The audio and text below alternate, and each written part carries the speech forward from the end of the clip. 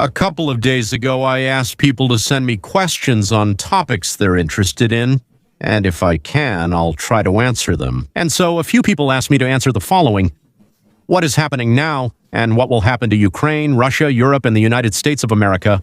As I understand it, what they want to know is about the negotiations that are currently taking place. It seems to me that this whole story with Ukraine and Russia has now become much broader and practically has global significance. It's more about influence than significance, because of the way the United States of America, the European Union, England, and all the other countries are affecting it and responding to it. So the first thing that comes to my mind is the change in public opinion. If in 2022 everyone was expecting Ukraine to be defeated at first, and then after the Russians were pushed back, Russia to be defeated, in 2024 everyone is waiting for a Ukrainian counteroffensive.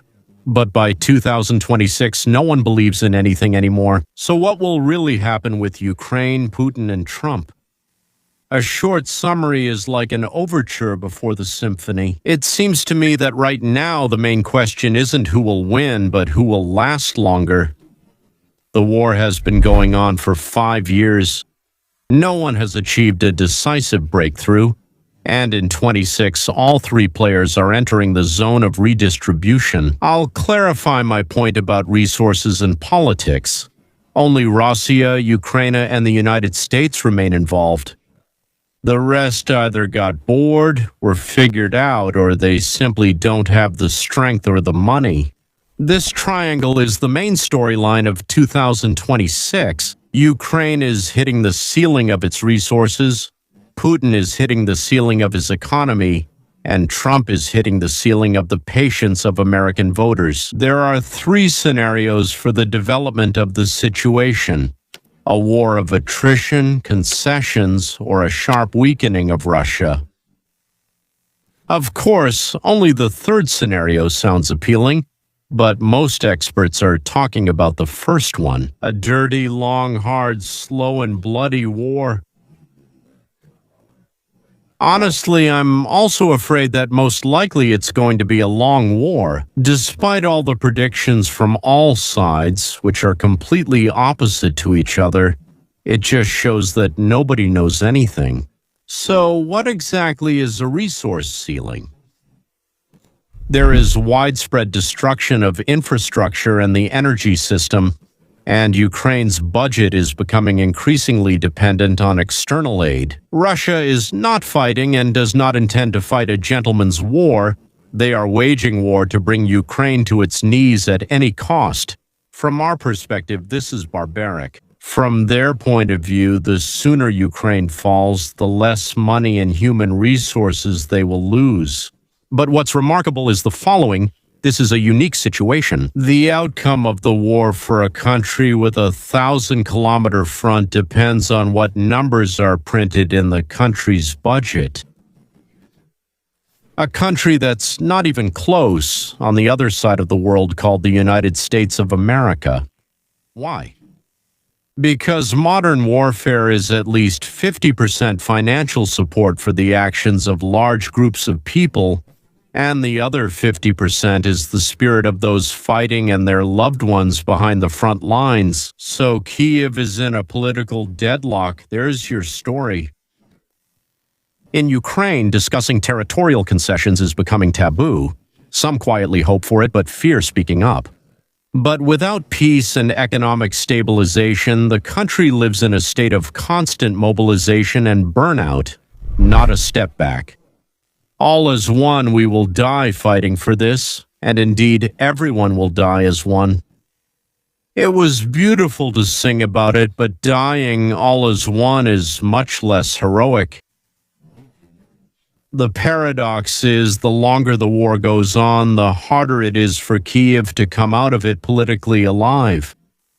Any compromise after a few years means that half the country's population has either died or fled the war, and those who fled consider those who died to be fools, not heroes.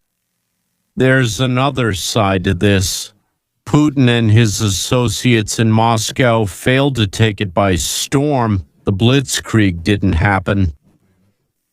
But unlike the war between Russia and Germany in 1941-1945, when relatively small Germany attacked huge Russia, here huge Russia attacked a relatively small country, Ukraine. In 1941-1945, Russia had space, a rear, and the resources of Ukraine. Now it has none of those. That's why Russia, which has failed and still cannot win by force, resorts to and keeps trying to take by other means. Starvation is called a war of attrition, exhaustion, killing and intimidating the civilian population, destroying light, heat, gas, turning people's lives into aggression, into hell, and slowly advancing inch by inch. In Moscow, they are confident that Ukraine and the West will get tired first. That's their basic calculation, their official narrative. Everything is going according to plan, everything is great.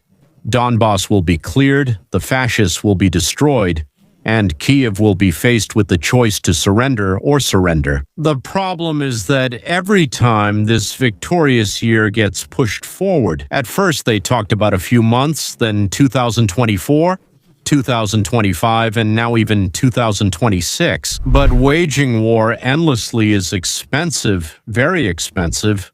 The army, equipment, payments, infrastructure in the new regions, what the Ukrainians managed to destroy, what they blew up, what they burned.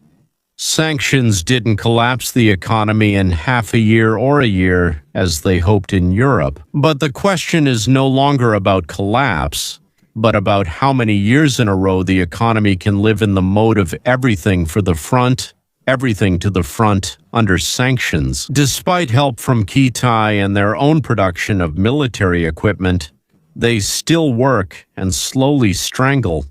Putin is betting on the West's fatigue. But in 2026, a person appears in the equation who can sharply accelerate this fatigue. And this is where things get really interesting, because he can speed it up or he can slow it down. Trump can be called the accountant of war.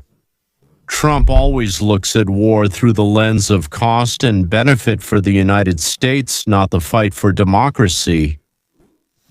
Perspectives on meaning leading to this conclusion. Wasting resources, people, and money is pointless. For the Ukrainian elite, this is a nightmare scenario. They have to convince not ideologists, but businessmen with calculators. It's not about defending values, but about being calm and cold. Do you even have the people and money for this? How did you prepare for this war? You knew it was going to happen, so what do you want from us now? One last thing, the most sensitive one. Could you explain to us why this is necessary? Everyone will be better off, says the businessman, if there is a freeze in the conflict, concessions, restrictions on political maneuvering. Stop devouring each other. Everyone will be better off.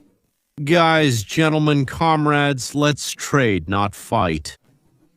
Kyiv's main fear is that the administration in Washington will simply say, well, that's enough. Work it out yourselves somehow. And this fear is becoming a reality. It's looking more and more like Trump is running out of patience. Well, Russia will survive without him, but Ukraine, ladies and gentlemen, will not. Let's look at a very simple chart called Benefits and Risks for Moscow from Trump. The benefits are less aid to Ukraine, division in the West. The risks are tough bargaining on sanctions, oil, and China. Trump is doing all of the above. He's giving less and less hope to Ukraine, but he's also hitting Venezuela, hitting Iran, and hitting China. All of them are Russia's allies and supporters. For Putin, Trump is not a friend at all, not even close. He's someone who negotiates, and often very toughly. What's really dangerous about Trump is that he can strike right at the root of Russia's prosperity, its energy resources. Now, ladies and gentlemen, let's try to connect all three lines by 2026. Ukraine depends on Trump financially, Putin depends on him politically, and Trump himself depends on his voters. This triple dependence is much more important than any beautiful statements about victory, perseverance, or anything else. Let's come together and try to see how this mechanism works. Today, it's common to call them players. Players gather for meetings. Players are those people who can actually have some influence. Everyone else is not a player. They're just spectators. Europe has been recognized as impotent and removed, thrown out of the process.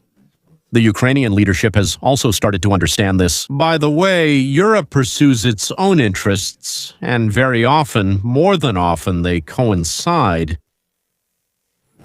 They are often directly opposed to the interests of Ukraine and the United States of America. So the war most likely won't end in 2026 again. I'm not an oracle or prophet. Maybe tomorrow they'll find something to fix everything and change it all. But as of today, if everything continues as it has, Russia has no motivation to end the war. So I think it won't end in 2026. Ukraine is becoming more and more dependent on external assistance, and it's becoming increasingly clear that no one but the United States can provide it. Russia depends on the strength of its economy and its elites, while the United States depends on how Trump sells this war to his voters and how he can convince Americans that their standard of living won't decline because of this war and other wars. That's why Americans say, let them sort it out themselves. What does it have to do with us? It seems to me that 2026 isn't about who will win, but about who will agree to lose. We're sold simple stories less than anyone else, like Ukraine will win or Russia will win, Ukraine will collapse or Russia will collapse, or Trump will fix everything. But reality, ladies and gentlemen, is usually more boring and harsher. Putin and his team, well, sometimes they're called a gang, have to sell our victory to their people and are obliged to put on a show. Putin outsmarted everyone again. Otherwise, if Russians decide that's not the case, then Putin will be hanged upside down in Red Square. I don't know if it will be exactly in Red Square, but I do know for sure that in Ukraine, Zelensky's team is upside down. Some people also call them a gang. They have to show that they didn't give up and stood their ground. And to show how Zelensky outplayed both the crab-like dwarf and the disgusting dealer and traitor. It's unclear who he betrayed, but they call him a dealer, traitor, and disgusting. Those very people, the people who hope that he will help them, because there is no one else in the world who could help them. Period. There is no one. They call him a dealer and traitor. Smart, right? If Zelensky doesn't prove that he'll give up part of the territory, and doesn't prove that he outplayed someone, his own people will crush him. His own. In the United States, Trump needs to win the 2026 elections. Those are congressional elections, not presidential. Otherwise, he'll face impeachment, and on top of that, endless trials. Ladies and gentlemen, in your opinion, who will break first? Kyiv, Moscow, or Washington? I'm very interested to know what you think about this because this is the only serious question today. Who will break first? Who will break? The terrible detail is that every day 1,000 people die on the front line, while the games and amusements continue. 1,000 families, wives, mothers, sons, and daughters lose their loved ones. And the country of Ukraine is losing those who could have rebuilt it and made it prosperous again, maybe even independent, I mean from foreign masters, from its own masters. I think you can't even dream about it anyway, so to speak. It seems that Ukrainians are destined to be slaves for the next generation or two, and the question is whether they will be slaves of oligarchs from Russia or slaves of oligarchs who speak Ukrainian. That's all, there's nothing else. Well, it's interesting who will break first, Kyiv, Moscow, or Washington. I'm waiting for your comments. And in general, I'm curious. I answered your question, now answer mine. What do you think about everything I talked about today and about the conclusions I tried to make? Goodbye and see you soon.